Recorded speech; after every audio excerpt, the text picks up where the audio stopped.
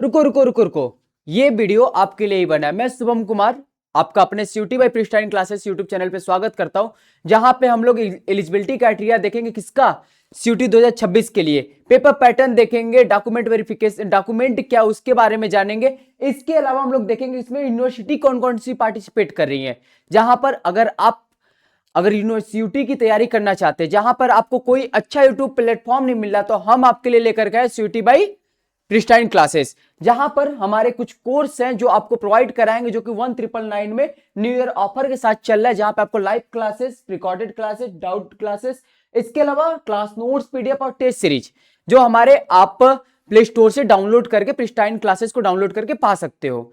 जहां पे हम देखेंगे आपके साथियों, आपके साथ यहां पर कि इंपॉर्टेंट डेट क्या होने वाली, जिसमें आप देखोगे कि रजिस्ट्रेशन जो होने वाला है सीयूटी का, वो चालू हो गया हमारा जनवरी 3 से और जनवरी 30 तक चलेगा। मजे की बात यह नहीं कि 30 जनवरी लास्ट डेट, मजे की बात यह कि आपको आज ही फॉर्म फिल कर देना है, और इसमें जो करेक्शन विंडो ओपन होगा वो 2 फरवरी से लेकर के 4 फरवरी तक होगा। तो इसमें किसी प्रकार की कोई गलती ना करे, कोई गलती की गुंजाइश ही ना हो, ताकि आपको इस करेक्शन विंडो पे जाना पड़े। और अगर बात करें कि जहां पे एग्जामिनेशन पीरियड जो होने वाला है वो 11 मई से 31 मई तक होगा। अगर गिनती पे भी अगर उंगलियों पे गिनती कर ली जाए तो आपके महीने केवल बच गए कुछ, जहां पे जनवरी के बाद फरवरी, मार्च, अप्रैल और मई, ये महीने आ गए। लेकिन आपका अभी भी तैयारी पूर्ण नहीं है, तो आप हमारे आज ही सीयूटी बाय प्रिस्टाइन क्लासेस पाइए और प्रिस्टाइन क्लासेस एप्लीकेशन को डाउनलोड कर लीजिए, जहां पे आपको सारे संपूर्ण सिलेबस को आपको एक छोटे से पार्ट में ला करके हम पूरा आपको दे देंगे। आइए नेक्स्ट देखते हैं इसमें क्या है हमारा सीयूटी के एप्लीकेशन फीस की अगर बात करें, जिसमें अगर की 4 कैटेगरियों में आपको डिवाइड किया गया होगा, जनरल, ओबीसी, एसटी एससी या फिर सेंटर्स आउटसाइड ऑफ इंडिया, मतलब भारत के बाहरी लोगों के लिए भी यहाँ पे मौका मिलता है। जिसमें अगर जनरल की अगर बात किया जाए, जनरल की अगर बात किया जाए, जहां पे 1000 फीस है फॉर कितने, अप टू 3 सब्जेक्ट, 3 सब्जेक्ट के लिए। अगर आप इसके अलावा किसी सब्जेक्ट को पार्टिसिपेट करना चाहते हैं तो वहां पे आपको इस सब्जेक्ट के लिए 400 रुपीज का फीस आपको पेमेंट करना पड़ेगा। वही अगर बात करते हैं हम ओबीसी कैटेगरी से आप बिलोंग करते हैं या ईडब्ल्यूएस से बिलोंग करते हैं, ओबीसी में किसमें, non creamy layer, creamy layer से, तब भी आपके लिए फीस 1000 हो जाएगा। अगर आप नॉन क्रीमी लेयर से और ईडब्ल्यूएस से, तो जहां पे आपको फीस मिलेगा वो मिलेगा 900 रुपए और 900 है। अगर आप इसके अलावा एडिशनल सब्जेक्ट लेना चाहते हैं 3 सब्जेक्ट के बाद, तो वहां पे आपको 375 रुपीज इस सब्जेक्ट पेमेंट करने पड़ेंगे। अगर यदि आप एसटी एससी पीडब्ल्यू या फिर आप कह सकते हो कि थर्ड जेंडर से भी बिलोंग करते हो, जहां पे ट्रांसजेंडर वगैरह से, तो आपको यहाँ पे जो फीस देना है वो मात्र 800 देना है। और इसके अलावा किसी और सब्जेक्ट में आप चाहते हो कि और सब्जेक्ट से मैं फॉर्म फिल कर सकूं, तो वहां पे आपको इच सब्जेक्ट 350 रुपीज का पेमेंट करना पड़ेगा। इसके अलावा देखा जाए, अगर आप out of India, if you are belong from out of India, then you have paid 4500 rupees and after up to 3 subject 1800 rupees इस सब्जेक्ट।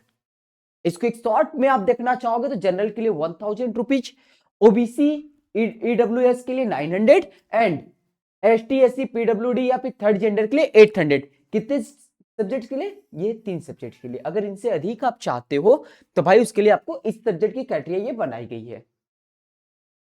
इसके बाद देखेंगे कि हमारी एलिजिबिलिटी क्राइटेरिया क्या, कौन सा बालक इसमें एलिजिबल होगा, कौन सी बालिका एलिजिबल नहीं होगी, या कौन इसमें एलिजिबिलिटी देखेगा। तो इसको देखते हैं, आइए भाई। जहां पे एजुकेशनल क्वालिफिकेशन की अगर बात करें, वहां पे आपको क्लास 12 पास होना है या फिर अपेयरिंग होना है। लेकिन एक कंडीशन है, अगर आप पास हो अच्छी बात है, पास हो, लेकिन अगर आपका नंबर 50% से अधिक है तो आपके लिए बहुत अच्छी बात है। लेकिन अगर कम होगा तो बुरी बात हो सकती है, आप इसमें एलिजिबल नहीं हो, आपके फॉर्म रिजेक्ट हो जाएंगे। और एज लिमिट की बात किया जाए तो कोई एज लिमिट नहीं है, किसी भी एज में आप पढ़ाई करना चाहो, जब जागो तब सवेरा।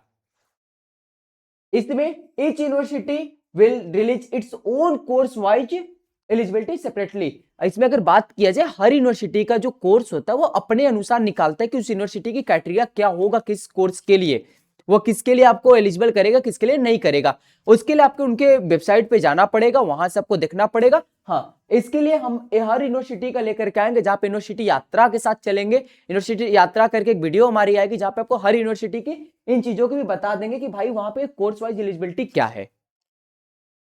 आफ्टर दैट हमारा आने वाला एग्जाम पैटर्न में अगर बात किया जाए, जहां पे हर क्वेश्चन के लिए आपको 5 नंबर मिलेंगे, लेकिन बाबू भैया अगर एक भी मिस्टेक हुआ, एक भी गलती हुई, उसमें -1 नेगेटिव मार्क हो जाएगा। उससे अच्छा है हमारे प्रिस्टाइन क्लासेस का एप्लीकेशन ले लो आज ही और अपने चीजों को क्लियर करके अपनी यूनिवर्सिटी में सीट फिक्स कर लो।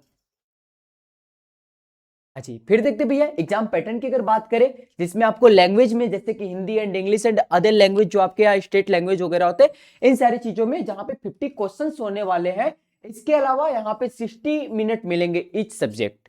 और डोमेन सब्जेक्ट की बात करें तो इसमें भी 50 क्वेश्चन होने वाले, इनके लिए भी भाई टाइमिंग कितना रखा गया, 60 मिनट। और जनरल एप्टीट्यूड जीटी की अगर बात किया जाए तो यहाँ पे भी 50 क्वेश्चन होंगे और 60 मिनट होंगे। कुछ यूनिवर्सिटी में डोमेन आप बिना डोमेन के भी कर सकते हो, जैसे कि बीएचयू में, वहां पर बीएचयू यूनिवर्सिटी यानी कि बनारस हिंदू यूनिवर्सिटी में आप language and general test, general aptitude test के साथ जा सकते हो। वहां पे आपको डोमेन सब्जेक्ट की आवश्यकता उतनी नहीं पड़ती, आपका सिलेक्शन हो जाएगा वहां के लिए।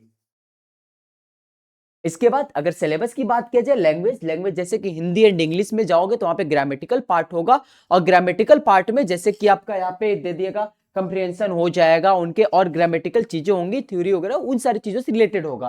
फिर डोमेन सब्जेक्ट की बात की जाए, डोमेन सब्जेक्ट वो सब्जेक्ट होते हैं जिनमें आप 12th पास किए हो या 12th में आप पढ़ रहे हो। आपके जो 12th के सारे सब्जेक्ट वही आपके डोमेन सब्जेक्ट कहलाएंगे।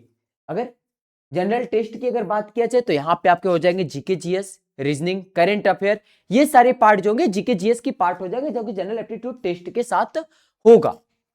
क्लियर है भैया? फिर देखते हैं, बात की जाए यूनिवर्सिटी, तो हमारे यूनिवर्सिटी जो होती है वो 4 प्रकार की यूनिवर्सिटी होती है, जहां पे सेंट्रल यूनिवर्सिटी, स्टेट यूनिवर्सिटी, इनके अलावा प्राइवेट यूनिवर्सिटी और डीम्ड यूनिवर्सिटी।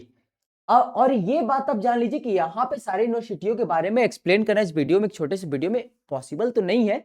हाँ पॉसिबल है, हम लेकर के आ रहे हैं आपके लिए यूनिवर्सिटी यात्रा, और यूनिवर्सिटी यात्रा में हम आपको देंगे सारे यूनिवर्सिटियों का 1 बाय 1 करके, सभी यूनिवर्सिटी के फीस क्या है, हॉस्टल क्राइटेरिया क्या है, सिलेक्शन क्राइटेरिया क्या है, वहां पे पेपर पैटर्न कैसे, क्या चीज है, ये सारी उनकी जो भी आपके अंदर प्रॉब्लम्स है उनके बारे में आपको हम देंगे। वहां पे आपके सारे डाउट क्लियर करेंगे एक एक वीडियो के साथ। आप बने रहिए हमारे प्रिस्टाइन क्लासेस के साथ, आपको सारी चीजें क्लियर हो जाएंगी। अगर बात किया जाए डॉक्यूमेंट आपके क्या लगेंगे आपके इस फॉर्म फिल करने में, तो यहां देखेंगे कि पर्सनल आइडेंटिफिकेशन डॉक्यूमेंट में अगर बात किया जाए, वहां पे क्लास 10th का सर्टिफिकेट मार्कशीट होगा, जहां पर किसके थ्रू आपका name and date of birth verification होगा।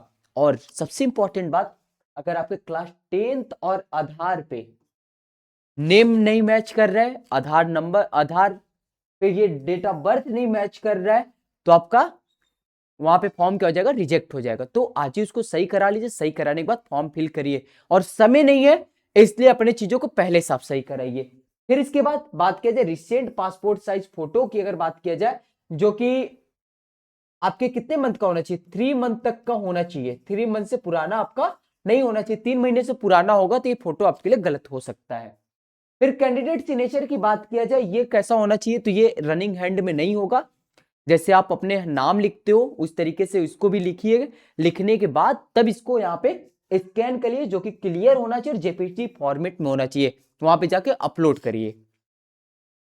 इसके बाद अगर हम बात करें कि एकेडमिक क्वालिफिकेशन क्या होगा, किस आधार पे आपको यूजी में एडमिशन मिलेगा, तो यहाँ पे अगर बात करें तो क्लास 10th की मार्कशीट आपको चाहिए, जो कि क्लास 10th का मार्कशीट होगा, 12th का मार्कशीट होना चाहिए, अगर अपेयरिंग हो तो अपेयरिंग का कोई वो नहीं चाहिए, ठीक। फिर इसके बाद स्कूल और स्कूल बोर्ड या फिर रोल नंबर डिटेल, ठीक। अगर यहाँ पे आपको क्या देना होगा, स्कूल और बोर्ड नेम, ठीक। स्कूल का नेम, जैसे बोर्ड आपका क्या हो जाएगा, सेंट्रल बोर्ड जैसे सीबीएसई, या फिर इसके अलावा आईसीएसई, या फिर स्टेट बोर्ड आपके जो है, ये सारे बोर्ड जो कि भारत सरकार द्वारा मान्यता प्राप्त हो या फिर राज्य सरकार द्वारा ऑर्गेनाइज्ड हो, इन सभी चीजों के, और उनके रोल नंबर आपको वहां पे फिल करने होंगे डिटेल्स के रूप में। इसके बाद बात करें कि डॉक्यूमेंट में जो तीसरी कैटेगरी आने वाली, इसमें क्या है, कैटेगरी एंड रिजर्वेशन सर्टिफिकेट, अगर अप्लीकेबल है तो। अप्लीकेबल किसके लिए नहीं है, जनरल के लिए नहीं है, इनके अलावा जो भी लोग आएंगे सभी लोगों के लिए एलिजिबल है। और भाई यहाँ पे और पॉसिबिलिटी भी है कि अगर आप नहीं लगाते हो तो आपको जनरल में डाल दिया जाएगा, पॉसिबिलिटी का वो सही है, अगर आप नहीं लगाते हो तो आप जनरल के लिए होंगे। जैसे एसटी, एससी और एसटी, ओबीसी में अगर देखा जाए, जो कि नॉन क्रीमी लेयर में ओबीसी में आते, तो उनके लिए सर्टिफिकेट बनता है, कास्ट सर्टिफिकेट, वह लगाना पड़ेगा आपको। फिर इसके अलावा ईडब्ल्यू और ये EWS का सर्टिफिकेट और PW का सर्टिफिकेट। हाँ, लेकिन यहाँ पर ये एक बात को ध्यान रखिएगा कि यहाँ पे जो होगा वो किसके लिए होगा, सेंट्रल के द्वारा जारी किया गया हो, सेंट्रल द्वारा जारी किया गया हो, मतलब केंद्र सरकार द्वारा अगर ये जारी किया गया सर्टिफिकेट तो वही भाई एलिजिबिलिटी में आपके आएगा, और नहीं आएगा स्टेट गवर्नमेंट का तो आज इसको चेंज करा लीजिए और सेंट्रल का बनवा लीजिए। फिर अगर बात की जाए PW सर्टिफिकेट की, अगर बात किया जाए तो ये जो होना चाहिए कम से कम भाई एटलीस्ट CMO लेवल का होना चाहिए। आपके यहाँ हर जिले में एक सरकारी अस्पताल होगा, गवर्नमेंट हॉस्पिटल होगा, वहां पे जाइए आप, वहां पे जाने के बाद वहां पे CMO बैठते होंगे, CMO साहब के ऑफिस में जाइए आप, उनसे ये चीजें इशू कराइए, वही आपका मान्य होगा। और अगर आप ये इशू करा ले तो आगे जॉब के लिए भी आपको प्रेफरेंस मिलेगा इसमें। फोर्थ की बात किया जाए एडिशनल डॉक्यूमेंट क्या है, जिसमें आपको देखने को मिलेगा कि एड्रेस प्रूफ, एड्रेस प्रूफ के लिए जैसे निवास प्रमाण पत्र इसको बोलते थे, ये आपके राज्य के हो जाते हैं। फिर इसकी बात किया जाए active email ID and mobile number. Mobile number वही देना है जो आपके आधार पे हो, आधार पे नहीं है भैया तो फिर प्रॉब्लम होगा आपको।